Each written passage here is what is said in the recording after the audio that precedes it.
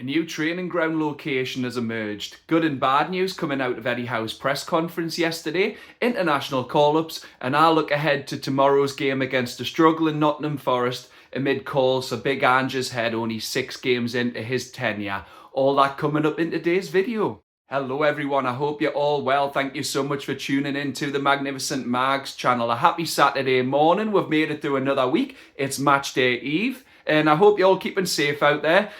Looking out the window there, the rain has finally relented, but the wind hasn't. It's meant to pick up as we go further into today. But we're all hoping that it relents tomorrow because I don't fancy being Mary Poppins between bars. So yeah, please keep safe out there. Now, before I get onto the training ground location that Craig Hope broke on Thursday evening in his confidential column, I just want to go through the international call-ups and just say well done to all the players who've been called up. Now, strangely, Malik Chow hasn't been called up and neither has Sven Botman. It's strange because obviously Voldemort has been called up by Germany, but you would have thought with Malik Chow's performances so far, like I've said previously, he's been a Rolls Royce, he's slotted in so well, looks like he's been here for seasons, but yeah, Germany's loss is our gain, and the same with Sven Botman. How Sven Botman hasn't got a call-up to the Netherlands squad yet, I'll never know. So yes, let's get on to the international call-ups. Nick Voltemade is being called up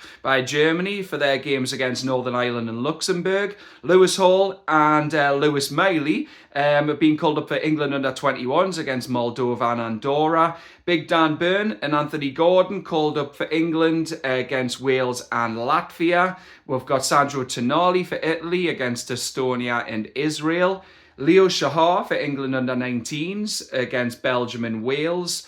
Anthony Elanga to play Switzerland and Kosovo. Alex Murphy for the Republic of Ireland under-21s against Slovakia, just the one game for them.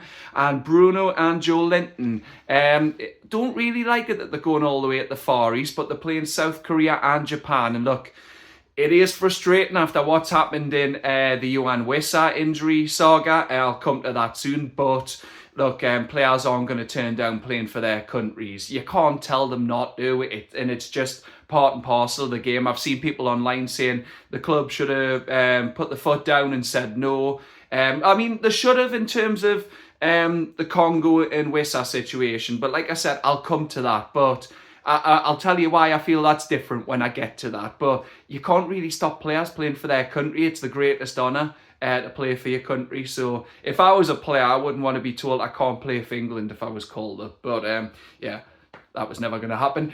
Anyway, so the news that Craig Hope broke on Saturday evening? No, it's Saturday morning, Thursday evening, in his confidential column. The club have identified a new location, and it's meant to be the favoured location, and they wanted to be like the envy of the Premier League. They wanted to be top of the range, state-of-the-art facilities. And that location is Seaton Burn. Yes, up at the top of the A19. Now, if you know the area, because I'm Wallsend, as I've said before, you'll have recognised from most of my videos, but I can drive to the Silver Link in about 5 minutes from here, then straight on the A19, all the way up to Moor Farm, straight over at Moor Farm, third exit, and then keep going, and then you'll get to the roundabout where they're talking about. Third exit is where the Holiday Inn is situated, with like a Burger King, a Greggs and that. The Craig Hope's confidential column, I've read it earlier there. They have said that the other locations are still under consideration, and we had locations such as Woolsington, Ponteland, so obviously that's near the airport. We had the race course, and if you've seen my videos earlier this summer, I've done videos on the training ground and St James's Park and the potential of moving into a new stadium just a little bit behind into Leazes Park. So please give those videos a watch. I'm not going to go into this too much today because obviously with the wind, I don't want to be irresponsible. It would be a bit silly of us to go up there with the winds that's forecast today. So I'm going to take advantage of the international break next week. And I'm going to do a video on that on location at Seaton Burn, and I'll cross over the roundabout because there are crossing points, and I'll go next to the Holiday Inn and record my video around there to show you a bit more if you don't live in the area or you're not from the area and you want to see what it looks like. But I just think with the weather forecast today, it's better that I just do this indoors, because I was out just before there. It's still very early and the wind is strong even now. So I'll take advantage of that in the international break. That'll be my only video though. I'm going to take a little break from the video as well. There's no football on until I do one in Amsterdam. The club have said it's good for transport links. They're thinking more about the academy players, and there are good transport links. Like I said, it's sort of the gateway to Scotland, and understand why it's a good location in terms of proximity to Gosforth and Ponteland. But yeah, we need to get state-of-the-art facilities, don't we?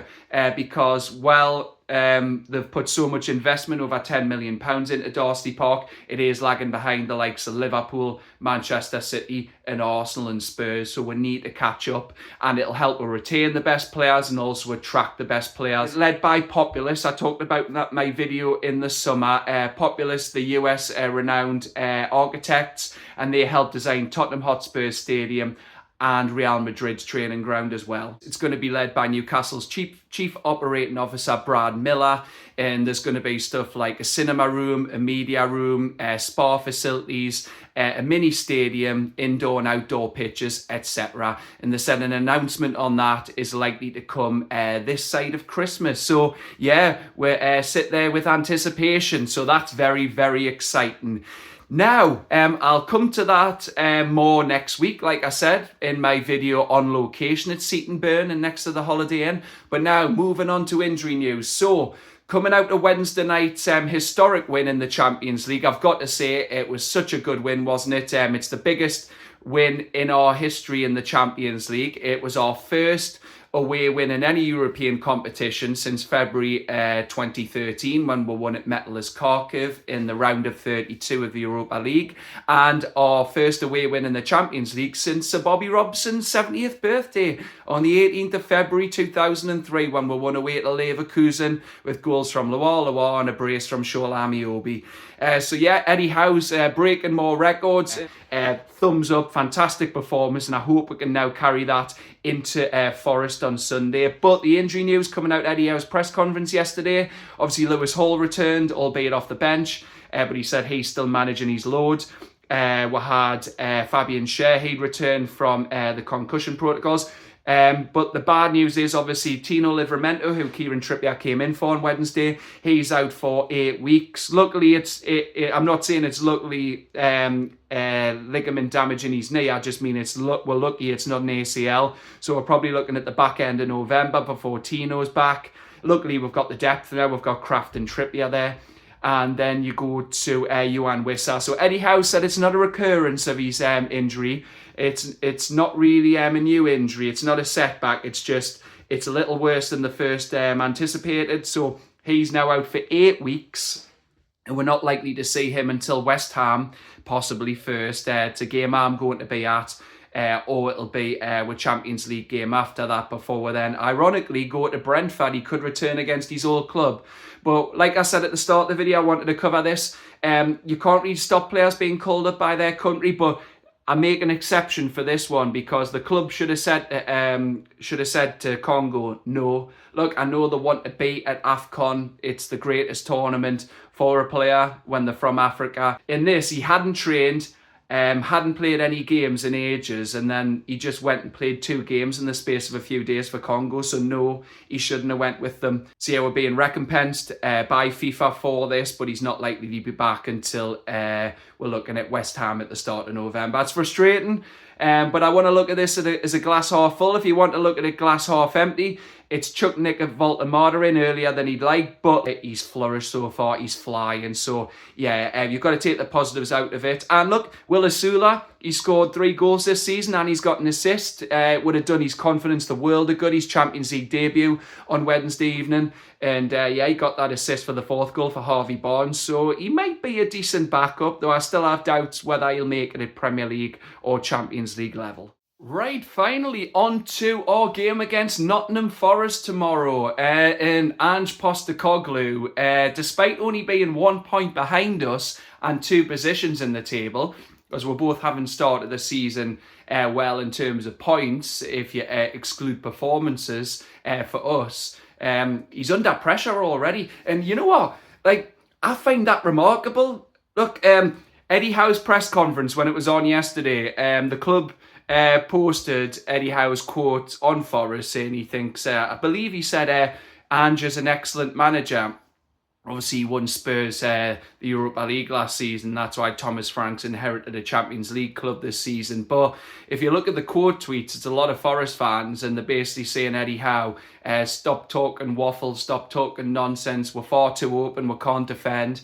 So Forest fans, remarkably, he's only been there, well, less than a month. I think Thursday night, when they lost to Midtjylland at home, it was only 23 days, and he's already had the dreaded vote of confidence from Marinakis, and the fans were singing, you're getting sacked in the morning, and I just find this remarkable. Look, I don't think he's the worst manager ever, and the guy's not short of self-confidence because he's responded to that by saying, I knew at Spurs last season I was getting sacked 3 or 4 months before I did, but it didn't stop us winning the trophy. Well, I've got a bit of a reality check for you here, Ange. Not that you're watching, but I doubt Marinakis has given you 2 seasons at Forest. Not the way it's going so far. And it's reported that if they get beat by us tomorrow at St James's Park, which obviously I hope they do because I want us to win, then he's gone. And I just find that remarkable, though. Like, it just shows you, like, how good our owners and board are and how good a job Eddie Howe's doing, that he's coming up to his 4-year anniversary in November. This Tuesday is 4 years since the takeover, but Eddie Howe's job, despite some bumps in the road, looks safe as houses. Yeah, he's 6 games in. How can you build a team? How can you build a club 6 games in? And I think Forest, like Marinakis and their board, are regretting getting rid of Nuno Espirito Santo, because he's went in at West Ham and they got a solid point at Everton. Monday Night Football, I think it was, just gone. And I think he's a very good manager. Look, he got Forest to Europe. Thursday night was their first European game of any kind in 29 years. Albeit, yes, they lost. They had a favourable League Cup draw away to Swansea City. They lost that. And then they were 10th in the Premier League when he was there before he left, and now the 17th. And I'll go through the stats at the moment, like some of the head-to-heads and injury news. So Forest are currently 17th, 5 points, goal difference of -5. They've scored 5, conceded 10. If you compare that to us, we're 15th. We've got 6 points, goal difference of -1. Joint lowest scorer, scored 4, conceded 5. You wouldn't think that after the 4 goals were put in against Union on Wednesday. So we need to back that up in the Premier League now. Forest's last 6 games, they've played 6, won none, drew 2, lost 4. Those defeats were to 3-0 away to Arsenal, 3-2 away to Swansea in the League Cup, drew 1-1 with Burnley, drew 2-2 away to Betis. Obviously, I've just been on holiday to Seville, and Betis are Seville's City rivals, so that's a very good result. And then obviously they drew, lost 1-0 at home to the Mackhams last Saturday at tea time, and then Thursday night they lost at home to Midtjylland 3-2. And then since Forest got promoted, we've played them 6 times, won 5, and lost them once. Some other stats: they've scored 7 goals in their last 5 games. They've got no win in 8 and no clean sheet in 9. For us, we've got 10 goals in last 5 games. We've got most clean sheets in the Premier League with 4. And we've won the previous 4 meetings in all competitions by an aggregate of 11-7. Their injury news: Ola Ainar's out with a thigh injury. He's meant to be back in January. Murillo, who I think has been a very good defender for them, a very good signing, he's got no return date. He suffered a thigh injury. And then you go to Douglas Luiz and Alexander Zinchenko, who've got a hamstring injury and groin injury respectively. They return after the break on the 18th of October. So yeah, 2 teams are only 1 point and 2 positions apart, but Postecoglou's the one under pressure. I mean, getting called to be sacked. And Eddie Howe said, look, despite his success in his presser yesterday, you're always feeling the pressure because it's a results business. And he said he really appreciates when the fans applaud the team off, even when they've lost. Shows that they recognise the performances there and they're with them. But he understands at the end of the day, it is about results. And it is. But what am I going to say tomorrow going into that match against Forest? I think we should keep up with good form. We've got all the confidence. The win behind sails after a top win in the Champions League, which has put we're 11th in the league phase. So we're currently in the playoffs, which should be the minimum target. And yeah, we should take that into the Forest game. I think we'll be unchanged as well. I think we should just stick with a winning team because we've got the break coming up. So I think we should stick with Pope, Trippier right back. I reckon if he's still going to manage Hall's minutes, you'll stick with Burn at left back. Centre halves would be Chow and Botman. Then it'll be the usual midfield three of Bruno, Tonali, Joe Linton. And then stick with the front three of Elanga, Voltemada and Gordon. And my prediction for that game, I'm going for a big win. And we'll keep another clean sheet. With a disarray of Forest in, despite them having former players in their squad in Matt Sells, Chris Wood and Elliot Anderson, who Eddie Howe quite rightly said he'd love to sign back one day. He said he loves seeing them flourishing and getting the call up for England. While he said that he understands that he probably wouldn't have got the game time here, so he needed to go out and play regularly, which I think he did to showcase his capabilities.